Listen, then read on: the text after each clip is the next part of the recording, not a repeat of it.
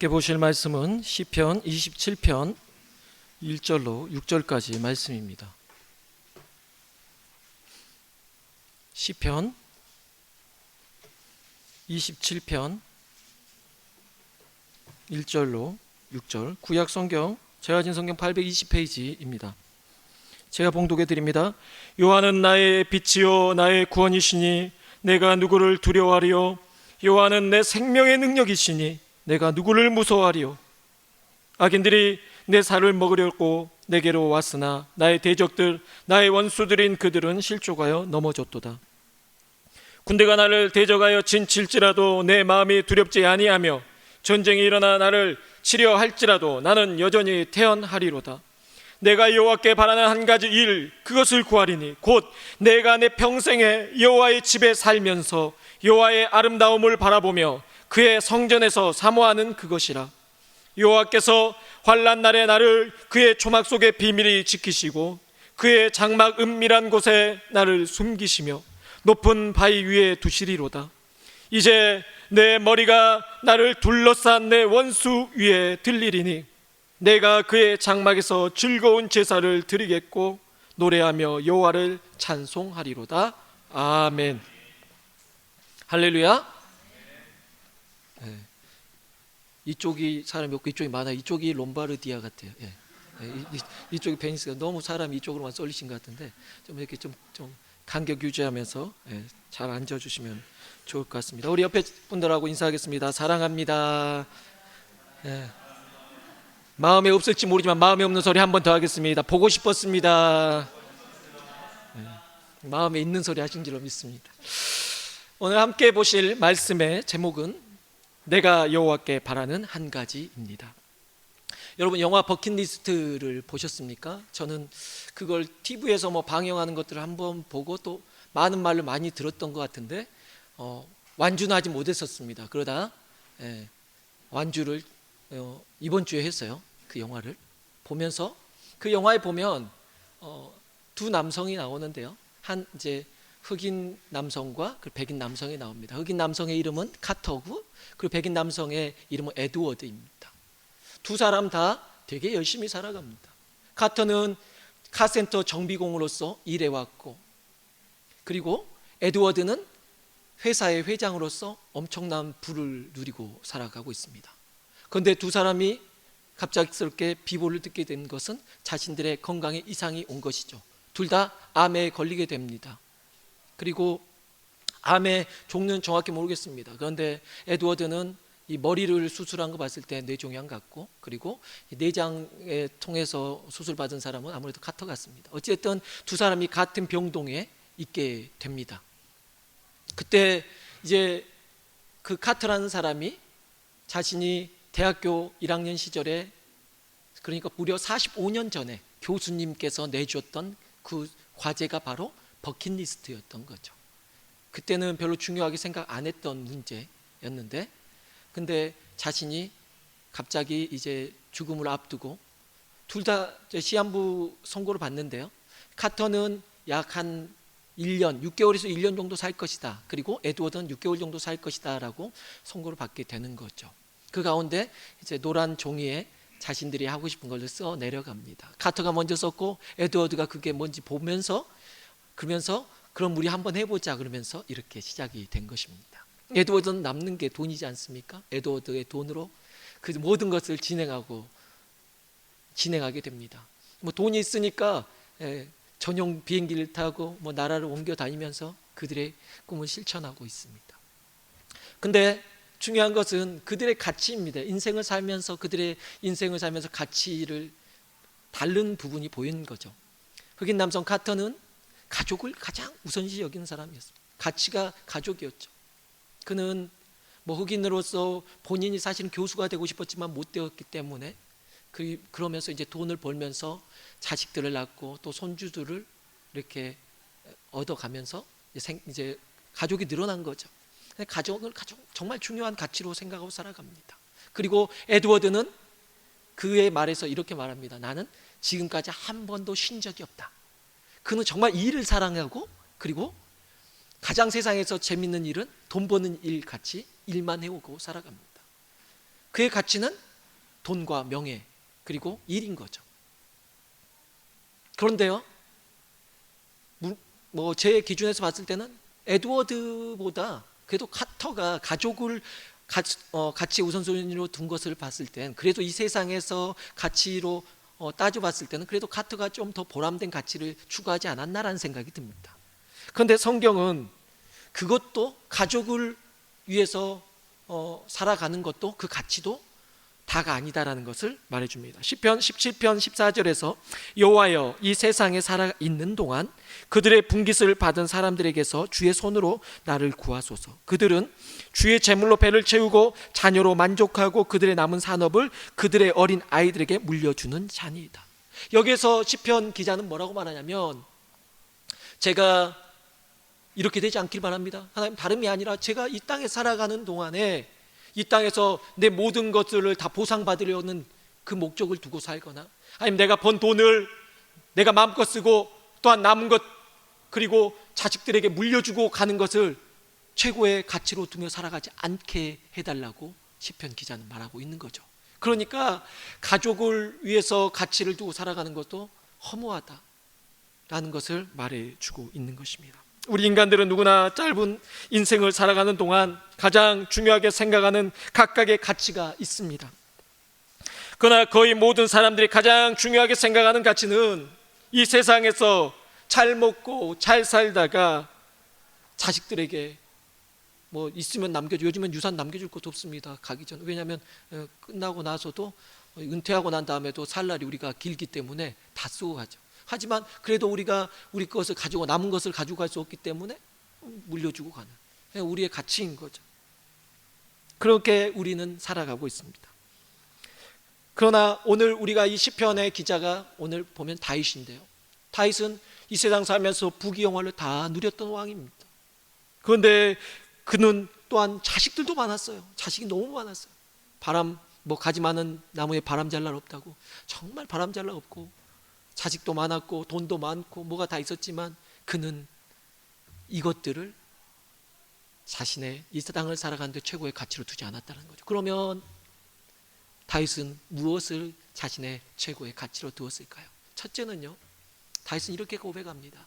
오늘 우린 두 가지로 다윗의 고백을 볼 건데, 첫 번째는 다윗이 이렇게 말합니다. 여호와는 나의 빛이요.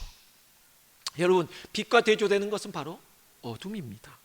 다윗은 자신이 당한 공경과 내적인 문제 속에서 여호와 하나님을 빛이라고 고백합니다. 이는 자신의 상황이 어둠 속에 있다는 표현일 것입니다. 반면에 빛은 생명과 구원 및 환희를 뜻하고 있습니다. 여러분, 빛이 큽니까? 어둠이 큽니까? 마스크를 쓰니까 자꾸 신목소리가 나네요. 죄송합니다. 마스크를 쓰고 찬양을 하면 꼭 목이 이렇게 가더라고요. 네, 이해해 주시기 바랍니다. 빛이 큽니까? 어둠이 큽니까? 당연히 어둠이 훨씬 큽니다. 뭐가 먼저 보일까요? 어둠이 먼저 보여요. 뭐가 더 보일까요? 두려움이 먼저 크게 보여요. 그러나 다윗은 빛을 보려고 애쓰는 것입니다. 힘쓰고 있다는 거죠. 어둠이 99.9%다 할지라도 0.1%의 빛을 보려고 다윗은 한다는 것입니다. 다윗의 이게 믿음이에요. 다윗이 골리앗에서 그 큰 등치 부분에서 다윗이 정확하게 이마에 여기만 보였을 거 아닙니까? 그러니까 자신 있게 나가서 싸우고 거기를 맞춰 쓰러뜨렸을 거 아닙니까? 다윗은 그처럼 그렇게 작지만 본인이 정말 믿음의 눈을 떠서 가능성을 바라보려는 거죠. 우리는 어둠이 너무 크면 그 빛이 안 보여버려요. 빛이 분명히 있는데 그 빛이 눈에 안 들어온다는 거죠. 그런데 다윗은 어둠 속에서 두려움 가운데서 더욱더 빛을 보려고 빛에 자신의 초점을 맞춘다는 것입니다. 이게 믿음의 사람입니다. 이게 정말 중요해요. 우리 인간들은요, 두려움 엄습하면 그 두려움에 압도되어 버립니다. 우리는 그래서 따지길 좋아하는데 뭘 따집니까? 일단 규모를 따집니다. 태풍의 사이즈, 크기. 태풍이 이번에 얼마나 왔대? 태풍이 얼마나 많은 피해를 입혔는지 그 규모. 그리고 전쟁 나면 그 전쟁에 동원된 군사, 그리고 많은 무기들, 희생자들, 그거에 따라서 우리는 따집니다.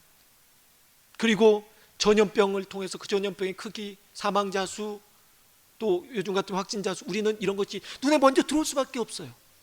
그래서 그 두려움에 압도되어질 수밖에 없습니다. 그러나 다윗은 분명히 그런 것에 압도되어지지 아니하고 자신은 믿음의 눈으로서 빛을 보려고 애썼다라는 것입니다. 이게 바로 믿음이라는 것이죠. 오늘 저희가 불렀던 찬양 중에서 하나님이시여, 이 찬양은 소리엘 1집에서 수록된 곡입니다. 이 곡에서 오늘 말씀이 나옵니다. 여호와는 나의 빛이요 여호와는 나의 구원이시니. 오늘 말씀처럼 여호와는 나의 빛이요 나의 구원이십니다 라고 말하는 부분이 나옵니다. 제가 수화를 했거든요. 이걸 찬양을 수화를 배워서 군대에서 이렇게 했습니다. 여호와는 나의, 그때 이 빛이라는 게 너무 감동스러워요. 어떻게 표현하냐면요, 손을 이렇게 해서 위에서부터 터뜨리면서 밑으로 내려옵니다. 여호와는 나의 빛이요. 근데 이 동작을 볼 때 정말 어둠 속을 뚫고 빛이 내려오는 게 느껴지는 겁니다. 너무 감동스러운 동작이죠. 근데 이 빛이 내려오잖아요. 그러면 또 무슨 동작이냐면 여호와는 나의 구원이시니. 구원은요, 이 빛이 내려와서 이 어둠 가운데서 억눌리고 짓눌려 있던, 이게 사람으로 많이 쓰입니다, 수화에서는. 그래서 이 사람을 이렇게 하면 가르치다, 이 사람을 이렇게 하면 무덤이 돼요, 죽다, 이 사람을 이렇게 하면 뭐 때리다, 뭐 이걸 사람으로 써요. 그러면 이 억눌리고 있던 사람, 여기 있던 사람을 이 빛이 내려와서 이 손을 잡고 올라갑니다.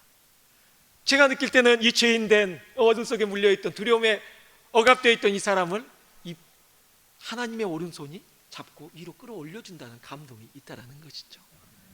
너무 큰 감동이 됩니다. 이 빛이 어둠을 뚫고 나오는 것입니다. 그리고 이 죄인을 끄집어 올리는 것이죠. 얼마나 큰 감동입니까? 근데 여러분, 중요한 것은 어둠이 빛보다 훨씬 크다는 것입니다. 빛은 잘 안 보인다는 것입니다.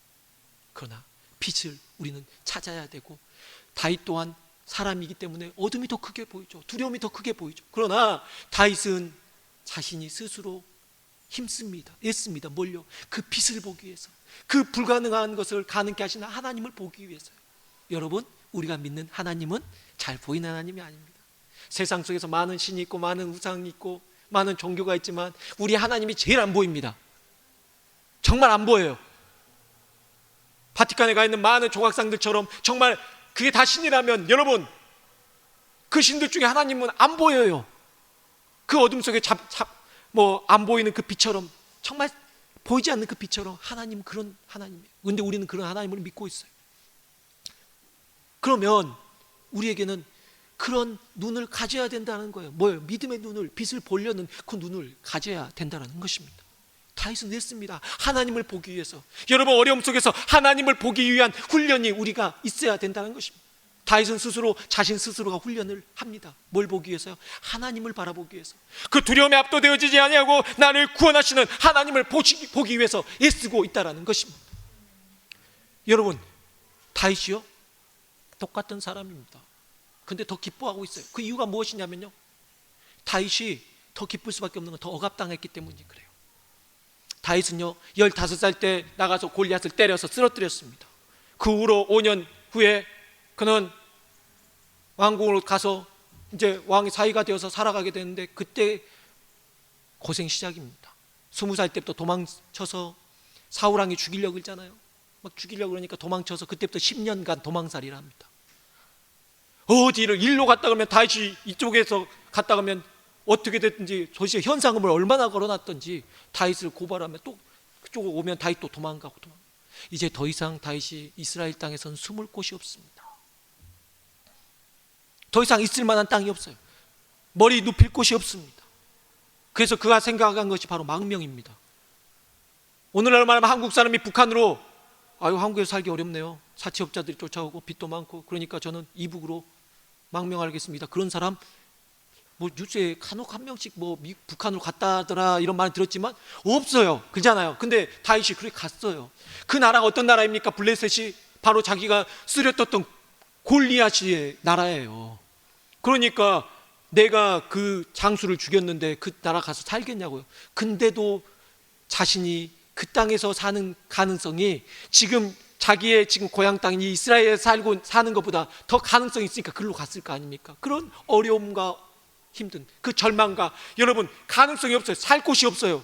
자신이 있어야 할 곳이 없어요. 그런 암울한 상황, 절망, 그 상황 가운데서 다윗이 어떠한 마음이었을까요? 얼마나 힘들었을까요? 그러나 다윗이 뭐라고 표현합니까? 하나님 너무 힘들어요. 죽을 것 같아요. 어둠이 꽉 찼어요. 절망스러워요. 저를 죽여주세요. 데려가세요. 이런 소리가 하는 거 아니야. 여호와는 나의 빛이요 나의 구원이십니다 고백하는 것은, 그렇게 어려운 상황마다 하나님께서 그를 여호와는 나의 빛이요 나의 구원이시라고 나를 구원해 주신 하나님을 경험했기 때문에 그의 체험담을 말하고 있는 것입니다. 그가 경험했거든요. 우리가 마스크를 쓰고 있습니다. 제가 마스크를 써보니까 첫 마스크가 좀 더 숨쉬기가 더 나아요. 그죠? 첫 마스크가 좀 더 낫습니다. 근데 필터 기능이 없으니까 힘들죠. 그것보다 좀 더 낫기 위해서 우리는 의료용 마스크, 그리고 그보다 더 좋은 걸 쓰기 위해서 이제 KF로 올라갑니다. 그 사이에 중국 마스크 있고 또 KF란 뜻이 뭔가 저도 몰랐어요. 그랬더니 코리아 필터 이거더라고요. KF 80, 90, 94 올라가면 올라갈수록 점점 숨쉬기가 힘들어요. KF 94를 가지고 쓰고 찬양을 하면 정말 더 힘들어서 숨차서 쓰러질지도 모르겠어요. 하여튼 올라가서 더 힘들어요. 근데 더 힘든 게 무엇이냐면 방독면이에요. 제가 화학부대 출신입니다.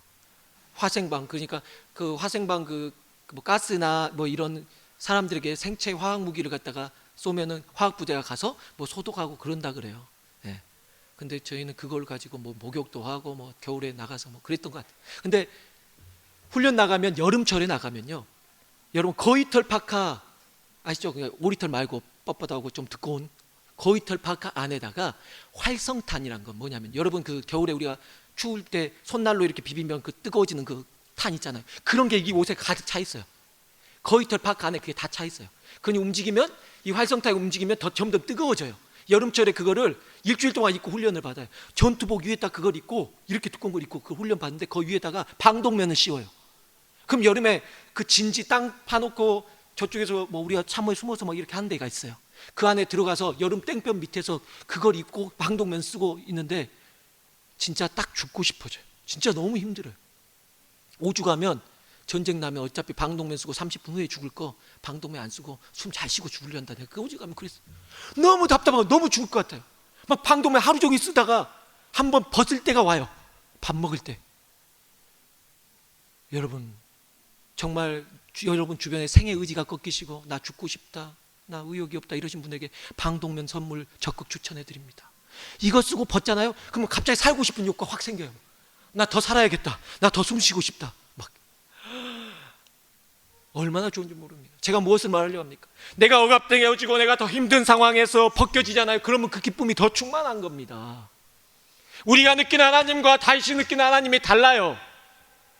내가 느끼는 부담에서, 내가 느낀 이 절망과 이 좌절에서 느끼는 이 힘듦과 다윗이 느꼈던 이 힘듦과 다르다니까요. 그 답답함을 더욱더 느낀 사람이 있어 그 벗어날 때 그 기쁨이 충만한 것입니다. 그렇기 때문에 다윗은 여호와 나의 빛이라고 소. 빛 안에, 그 내용 안에 제가 말할 때 환희와 기쁨이 있어. 여호와께서 내게 기쁨을 주신다라는 것입니다. 또 다윗은 이렇게 두 번째 고백합니다. 여호와의 집에서 영원히 살고 싶습니다. 첫 번째는 여호와는 나의 빛이십니다. 근데요, 저는 여호와의 집에서 영원히 살고 싶습니다. 오늘 4절 말씀 보시면요, 내가 여호와께 바라는 한 가지 일, 그것을 구하리니 곧 내가 내 평생에 여호와의 집에 살면서 여호와의 아름다움을 바라보며 그의 성전에서 사모하는 그것이라. 내가 여호와께 바라는 한 가지. 우리 찬양을 내가 원하는 한 가지 이렇게 말하는 거죠. 내가 원하는 한 가지. 그 한 가지가 다윗은 바로 내가 여호와의 집에서 영원히 주님과 더불어서 찬양하면서 그 아름다움 속에 찬양하면서 지내고 싶습니다. 이런 말을 한다는 것이죠. 5절 말씀에 보면요, 다윗은 여호와께서 환난 날에 나를 그의 초막 속에 비밀히 지키시고 그의 장막 은밀한 곳에 나를 숨기시며 높은 바위 위에 두시리로다 라고 말하며 초막과 장막을 이야기합니다. 이는 당시 성전이 초막과 장막, 그러니까 재료 자체가 주로 대부분이 천과 그리고 나무로 갖춰 있으면 뭐 그 위에 뭐 놋도 씌우고 뭐 금도 뭐 사용하지만 중요한 것은 나무와 천이 대부분이죠. 그러니까 천막인 거죠. 6절에서 내가 그의 장막에서 즐거운 제사를 드리겠고 노래하며 여호와를 찬송하리로다 라고 말하며 이렇게 말하는 거죠. 다윗이 나는 내 궁전이 크고 화려하지만 내 궁전에서 사는 것보다 내가 이 천막이지만 하나님의 이 천막, 이 장막, 이 성막에서 있는 게 더 기쁘고 즐겁다라고 표현한다라는 것입니다. 우리가 말하면 거짓말 치고 있네. 꼭 집 큰 사람이 꼭 저희 예전에 보면 저희 집에 놀러 와서 친구 집에 엄청 잘 살고 막 대문 있고 막 엄청 잘 사는데 저기 고시텔 혼자 방 하나 써가지고 있었던 적이 있는데 그때 와가지고 야 여기 좋다. 나도 여기 있으면 좋겠다. 마음에 없는 소리 하는 것 같잖아요. 마음에 없는 소리, 약 올리는 것도 아니고 다윗이 꼭 그런 것 같잖아요. 진실성이 안 느껴지잖아요. 그런데 아닙니다. 다윗이 시편 84편 10절에서 이렇게 표현합니다. 주의 궁정에서의 한 날이 다른 곳에서의 첫날보다 나은즉 악인의 장막에 사는 것보다 내 하나님의 성전 문지기로 있는 것이 좋사오니. 다윗은 자신이 왕궁에서 다 누리고 화려함 가운데 사는 것보다 자신이 정말 그 천막이라 할지라도 하나님의 그 처소에서 주님과 함께 있는 것이 더 기쁘다라고 표현한 것입니다. 한 번이 아닙니다. 곳곳에서 다윗의 이런 고백은 이루어져 가고 있습니다. 그는 시를 씁니다. 그의 소망이, 그의 가치가 뭐였냐면요, 정말 여호와와 함께 내가 계속 있고 싶은데, 그렇다면 여러분 천막에서 성막은 정말 편하게 계속 하나님과 같이 있고 싶지만 그럴 공간이 안 돼요. 있기가 좀 어려워요. 그러면 어떻게 해야 될까요? 다윗이 그래서 성전을 건축하고 싶었죠. 그곳에서 성전을 지어놓고 그곳에서 하나님 앞에 막 찬양하고 예배 드리면서 살면 얼마나 좋을까. 그러나 하나님께서는 다윗아, 네가 너무 피를 많이 흘렸고 네 자식을, 그 솔로몬 네 자녀를 통해서 나중에 성전을 건축하게 할 것을 하나님 말씀하십니다. 얼마나 실망스러웠을지. 그는 너무 하나님 앞에 이렇게 가까이 하고 싶고 더 성전을 건축하고 싶었어요. 그러나 다윗이 위로를 받았죠. 물론 아들을 통해서 하나님께 성전 건축하게 하겠고, 또한 두 번째는 또한 하나님께서 자신을 통해서 성전 건축을 준비하는, 재료를 준비하는 것을 허락하셨기 때문에 그가 그거 하는 것으로도 기뻐했을 겁니다. 그러나 서운했을 거라는 거죠. 왜냐? 자신이 늘 생각했거든요. 다윗은 그렇게 늘 아파했거든요. 내 집은, 내가 거하는 곳은 이렇게 화려하고 좋은데 내 하나님 계시는 곳은 이렇게 천막이고 너무나 초라하니 너무 가슴 아파요. 그래서 하나님의 그 처소라고 생각하는 성전을 그가 짓고 싶어 했던 것입니다. 못하니까 얼마나 안타까웠겠습니까? 그러나 거기서 그는 내가 못하니까 그러면 넘기자, 이게 아니었어요. 그걸 못하니까 그러면 내가 하나님을 어떻게 기쁘게 할까? 내가 이 땅에 살아가는 동안에 내 인생이 곧 있으면 끝날 거고, 그러면 내가 산동안 이 땅에서 해야 할 나의 최고의 가치는 무엇일까? 성전은 그럼 못하면 내가 뭘 할까 고민했던 것 같습니다. 그리고 그는 일합니다. 무슨 일을 합니까? 성전에 쓸 모든 것도 다 구하고 다 마련해 놓고 다 풍족하게 넘치도록 채워놓고, 그러고 나서 정말 해야 했던 게 무엇이었냐면 그는 성가대를 조직을 하는데요. 다윗은 정말 대단한 게, 여러분 오늘날 우리가 보는 이 시편이 다 찬양 가사예요. 성전에서 성전을 올라갈 때 쓰여지는 노래, 그리고 비탄시, 회개시 다 들어있습니다. 근데 다윗 혼자만 쓴 게 아니라 다윗과 함께 했던 사람, 헤만, 에단, 여두둔 이런 사람들이 나오거든요. 이런 사람들과 함께 아삽 이런 사람들과 함께 같이 써요. 그리고 거기에 곡조 있게, 그 당시에는 곡조가 막 우리 같이 이렇게 많은 곡이 아닌 게 아니라 평범하게 이렇게 불러요. 그러나 이거를 에사에나 이런 식으로 부른단 말이에요. 그러더라도 이렇게 불러서 하나님 앞에 예배드리는 곡을 만들었어요. 작곡하고 오늘 말로 하면 작사하고 다 쓴 겁니다. 그리고 거기에서 끝이 아니라 성가대를 조직하는데 이 헤만과 아삽과 여두둔이라는 사람들을 세워서 그의 자식들을 24명 세우고, 그 다음 또 12 반차에서 한 288명을 찬양대로 훈련시키는 교사로 세웁니다.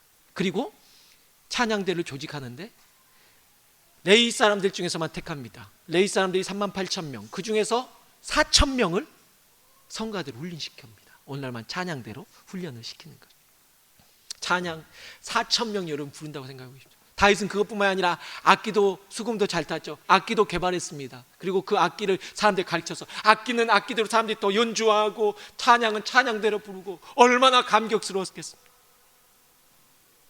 그처럼 하나님 앞에 예배하는 것이 너무 하나님의 예배를 기획하고 생각하고 이런 너무 감격스러웠던 것입니다. 그의 가치를 거기에 기준으로 둔 것이죠. 얼마나 감격스럽습니까? 내가 여호와께 바라는 한 가지 일, 곧 그것이 다름이 아니라 내가 주님을 예배하고 주님을 찬양하고 여기 이 하나님이 계시는 성전, 오늘날 말하면 우리가 예배드리는 이 공간, 이곳을 너무나 사모했다라는 것입니다. 결론입니다. 서두에 버킷리스트 이야기를 했습니다. 여러분이 이 땅에서 소원 몇 가지를 말하라고 말하면 우리가 꼭 알라딘 램프처럼 비벼서 지니가 나오고 나는 이거 해줘 이렇게 말하겠죠. 여러분은 무엇을 말씀하시겠습니까? 우리는 하나님께서 솔로몬의 꿈에 나타나셨다는 그 내용을 잘 알고 있습니다.